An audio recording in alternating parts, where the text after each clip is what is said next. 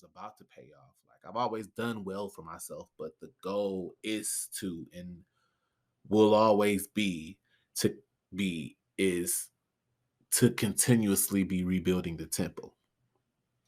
And so whatever the temple is for you, you take it and apply. But that's the goal, to always be rebuilding the temple. So by the end of April, I decided that I was going to try G. Bryant's 7-day raw fruits and vegetable challenge. And I said to myself, like, if I'm going to do it, I'm going to do it right. So that meant no alcohol, no juice, no sauteed veggies, nothing in the crock pot. Just strictly eating raw fruits, raw veggies, and drinking water. And I knew it wouldn't be easy, but I also knew that, like, with my strength and my discipline, when I put my mind to something, like, I be on it. So I knocked the first week out, no problem. So the second week comes along, I'm like, oh, it wasn't as hard as I thought it would be. So I'm gonna extend it. I'm gonna do 2 weeks or whatever. I'm gonna do 14 days. So as I'm in the second week of this challenge, I noticed a difference in my energy. I had come down about 4 pounds, and I didn't even at this point have a desire to, I like didn't have a craving for any of the things that I had given up at that moment. But in sticking to the self-care theme for 22, as I was doing this challenge, it made me want to strengthen all parts of myself. So I was making more money and, I was in that financial aspect of it, it was working out. And I was actively working on my health and my physique. So the physical portion of it was coming together as well.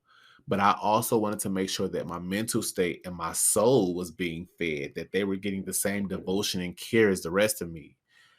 And I'm somewhat of a reader, so I started to read books and research things and topics and watch videos that was related to meditation and to the world and the universe and religion. And then suddenly my journey shifted from what started off as weight loss goals to fasting into a whole spiritual awakening. And it was at that moment that I denounced Christianity. Now, I pause right there because I know for a fact that a lot of people just heard he don't believe in God. And that's definitely not what I just said at all.